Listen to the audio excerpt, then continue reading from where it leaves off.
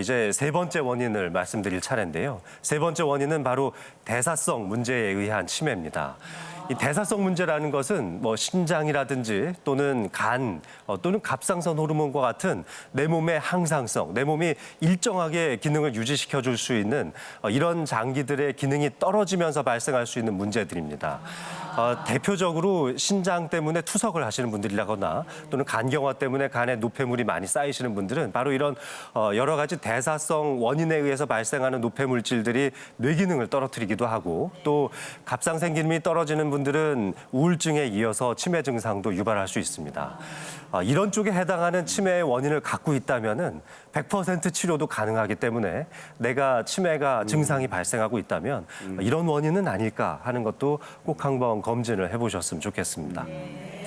마지막으로 말씀드릴 치매 원인의 네 번째는요, 바로 독성 물질에 의한 치매입니다. 이 독성 물질은 대표적인 게 술입니다. 그리고 또 술이 독성 물질이에요? 그렇죠. 네. 근데 왜 그렇게 다들 좋아하시는 거죠?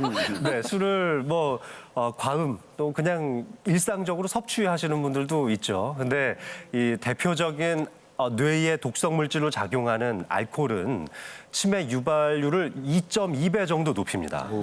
아까 제가 초반에 여러 가지 그 건강 데이터를 수집하라고 말씀드릴 때 식생활 습관이나 고혈압, 당뇨, 고지혈증, 또 흡연에 대한 말씀도 드렸는데, 이런 원인들이 대개는 1.5배에서 1.7배, 8배 정도의 치매 유병률을 높인다고 알려져 있는데요. 알코올 같은 경우는 2배가 넘으니까 제가 앞서 말씀드린 것보다도 더 중요하다고 할 수 있겠습니다.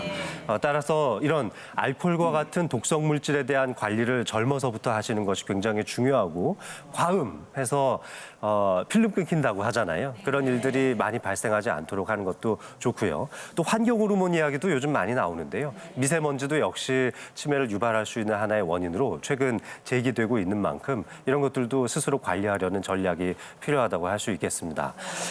이렇게 말씀드린 네 가지 원인을 잘 기억해 주시기 바라고요.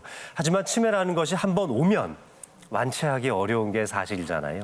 따라서 여러 가지 운동이라든지 식생활 습관, 또 건강 데이터들을 수집하면서 미리 예방하는 것이 중요한데요.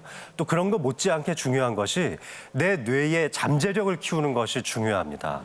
이 뇌 기능이라는 것은 일상적인 생활을 하면서 사용하는 뇌 기능은 많지가 않아요. 예를 들어서 나의 뇌 기능이 100점짜리다. 그러면 아침에 일어나서 세수하고 밥 먹고 일상적인 생활하면서 청소도 하고 또 샤워하고 늘 다니던 직장에 출근하면서 하던 일 똑같이 하고 퇴근해서 TV 보고, 이런데 과연 나의 뇌 기능을 얼마나 활용하고 있을까요?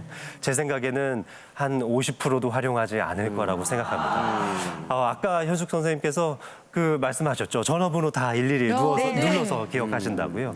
이 스마트폰 생활에 익숙해져 있는 특히 저 같은 젊은이들은 사실 전화번호 하나도 제대로 외우지 못하는 경우가 많습니다. 때로는 집에 있는 현관문 비밀번호가 잘 생각이 나지 않을 때도 있죠. 그만큼 디지털화되어 있는 세상 속에서 뇌를 더욱더 활용을 안 하기 때문에 그게 현관 키가 요새는 지문.